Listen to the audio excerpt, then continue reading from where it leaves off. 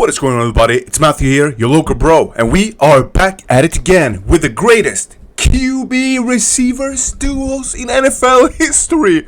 We have Gronk here on the cover. I believe it's Gronk with Brady. Bro, this video is going to be so heat. I'm looking forward to reacting to it, bro. I can't hold myself anymore. If you want to support the channel, leave one smoking like down below. Comment what you want to see in the future. Subscribe. Smash that bell to don't miss out on any more content. Guys, best QB receiver duos in NFL history. Let's go. Even the best defenses can't stop a perfect throw and catch, and the duos on this list were about as close to perfect as you can get. Today is the top 5 greatest quarterback-receiver duos in NFL history. Let's go. Comment down below. Before this video starts, right now when you're watching, comment down below your favorite receiver, QB duo of all time. Philip Rivers and Antonio Gates. No clue. There's no better place to start than the most underrated connection in history. The bird. Philip Rivers and Antonio Gates beat people in every way possible during their 13-year run. During their early days, it was a lot of Rivers just exploiting the matchup nightmare that is Antonio Gates, a college rebounding wing turned tight end receiving threat. As Gates and Rivers grew older, and as both their athletic traits diminished, they created a chemistry like few have ever seen and beat people with their minds. Rivers was never... That's exactly what I'm talking about. You know, people are so obsessed with that you have to be young, strong, athletic. Bro, you gotta have the IQ. As long as you have the IQ, bro, the rest doesn't really matter, I believe. Never the hardest thrower. But his anticipation of which way Gates would cut on their patented tight end option routes made it easy for Gates to get open against any one-on-one. Let's go. Rivers put it in stride for him every time. There was no guesswork and never any breakdowns. Big as guy. Soon as Gates beat his guy off the line. Yo, I like those shirts, man. Those Charger shirts are fire. They look like the Swedish flag, by the way. Rivers would have the ball in between his eyes and Gates would walk into the end zone. The two did it time and time again. Yo, those outfits are fresh. And more automatic every time, down to a science. That science led to Rivers and Gates hooking up for 89 touchdowns in their 13 years together. It kind of looked like the Steelers, besides from the yellow. The results crushed every record. The two became NFL's version of Stockton and Malone, Chargers franchise holders in every passing receiving category. When Gates retired, he and Rivers were the all-time most scoring quarterback-tight end duo in NFL history. Wow. Until another connection came along, that is. We'll get to that later. Okay. Troy Aikman. That has to be Brady and Gronk. And Michael Irvin. Okay. When Troy Aikman and Michael Irvin were drafted to the Cowboys, the days of America's team and bro, look at this guy, what a pimp! The legendary Cowboy teams from the 70s seemed long gone. Dallas was the laughingstock of the league and went 1-15 in franchise QB Troy Aikman's rookie season. It would take two very different individuals to come together and make history. Troy Aikman was the coolest blend of Californian and Oklahoman, a quiet, reserved, and cool-headed QB. Michael Irvin, on the other hand, was loud, braggadocious, and every other cliche that wide receivers are stereotyped into being. From the very first 65-yard touchdown pass of Aikman's career, the two would be forever intertwined. Let's go! And by the end of the 90s, they were all the football world could talk about. Their connection on timing routes made them nearly impossible to stop. Nice. When Aikman was in a pinch, he looked in Irvin's direction. And it was a pretty good idea, as the two connected over 700 times for 11,000 yards and got into the end zone 60 times. Impressive. These numbers may not seem like much, but they were top 3 all time when bro, look at that mustache though. That's some dangerous stuff going on right there. the two retired. And while they may not have the statistical dominance of some of our other duos, Irvin and Aikman are on the list because they might be the most clutch pairing ever.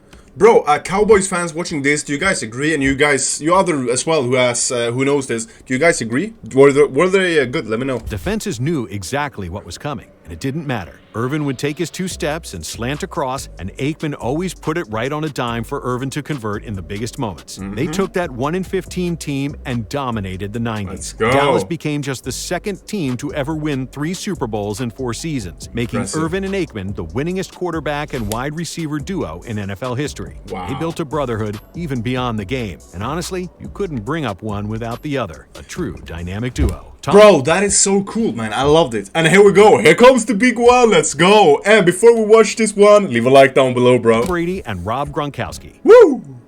There's not a better example of a legendary yin and yang combo than this one right here. Tom Brady is the GOAT, the ultimate competitor, always locked in. like Kobe Bryant or Michael Jordan. Early in his career, it was all business in New England. There was no time for fun and games, just championships. Then Rob Gronkowski comes along, one of the most fun, larger-than-life personalities the league has ever seen. Bro, we checked this guy out. I love the Gronk mentality, man. What an absolute bro. Yo, if I had a frat, I would put all the savings to get Gronk there rent-free, bro. His friendship with Tom helped show us his more human side, and that he was a fun guy off the field. But on the field, these two showed no mercy. The two alone were the best at their respective positions, but together, they were absolutely unstoppable. Wow. With Brady throwing to him, Gronk broke the single-season tight end touchdown record at 17 in just his second season.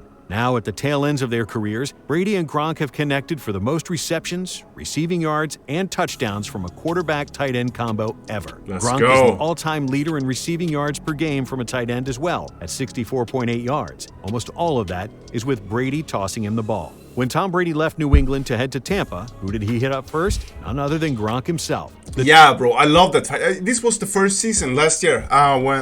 It was the second year that they played. Oh, never mind. Two became the only duo to score a touchdown for two separate teams. With 99 total touchdowns, the two are the second all-time in touchdowns for any QB receiver duo. But in the playoffs, Brady to Gronk is its most potent. In Super Bowl 55, the Rob-Tom connection hooked up for their 13th playoff TD, the most by any duo in history. They still have more in the tank too, as Tampa looks to repeat this year. Peyton Manning and Marvin Harrison.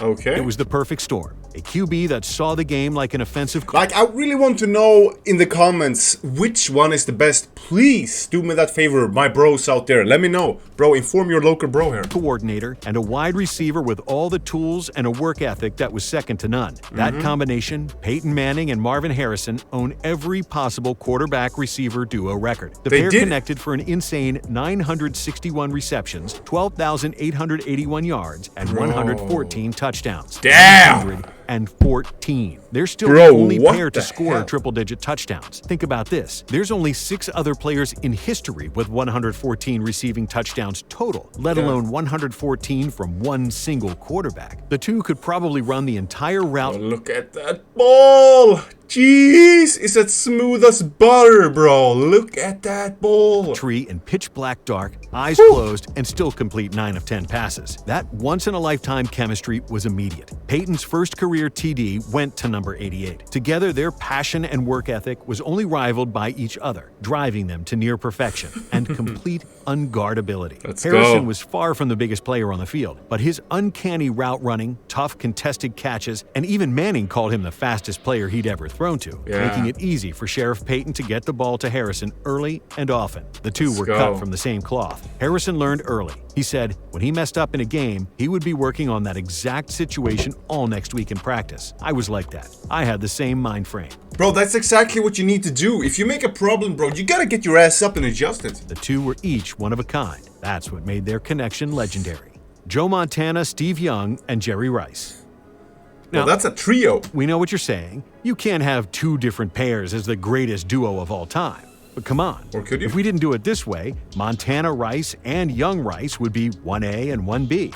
Montana and Jerry Rice both reset the standard for their respective positions, and they played together. How could they not be the greatest duo? The two gave us some of the most iconic performances in history, including 18 receptions, 363 yards, and 4 scores in 2 Super Bowl victories. Could the 1985 Bears stop these guys? Let me know. The Montana-Rice connection wouldn't bring in near the statistical ridiculousness of Manning Harrison or Young Rice, but in their 8 seasons, Joe Cool and Jerry hit for far too many big moments. They didn't do bad in the record book either, connecting for an ungodly 22 touchdowns in just a 12-game 1987 season. Rice had 6 1,000-yard seasons with Montana throwing to him. Montana didn't do too bad either, winning 2 MVPs during that time. Right when everyone thought it couldn't get any better than the Montana-Rice connection, Steve Young came along. In 7 seasons, Young and Rice connected for over 10,000 yards and 92 touchdowns, making Montana and Rice's 67 scores look minuscule. Jerry Rice is plain and simple the greatest receiver to ever put on shoulder pads. Do you guys agree? The fact that he got to play with arguably the greatest QB and the greatest dual-threat passer ever is as close to cheating as it gets. Bro, this 49ers team, bro, how many titles did they win, bro? They look nasty. Having a QB like that, receivers like that, bro, they had the ultimate weapons. I really hope they had a good defense as well. The two all-time connections helped Jerry Rice get to a then-record 13 Pro Bowls, and more importantly, it led to winning, which all great duos should do. Wow. And boy, did they win. Once everything was said and done, there were 3 Super Bowls, 3 Super Bowl MVPs, and 4 league MVPs won by the 3 Super Bowls! What a duo, though. How many, though, did Brady and Gronk win? Wasn't that 3 together? two connections. So, 2? the greatest quarterback duo was actually a trifecta. Why argue about which was better when we can just appreciate the greatness of both? True. What about you guys? Who's your favorite quarterback-receiver duo? Let me know. Comment down below exactly who you think, like which trio, duo, whatever you think is the best. Is this video accurate? Let me know. Yeah, that's everything for today's video. Drop one steaming hot like down below. Make sure that you subscribe if you haven't done it already, bro. Please, just subscribe. It takes 1 second. Click, bam, boom, that clock bell button as well. Then you can just sit, relax back in your sofa, and you're gonna get all the notifications straight on your phone, tablet, computer, TV, whatever you're watching. That's everything for today, guys. Thank you guys so much for watching. I'll catch you guys around in the next one.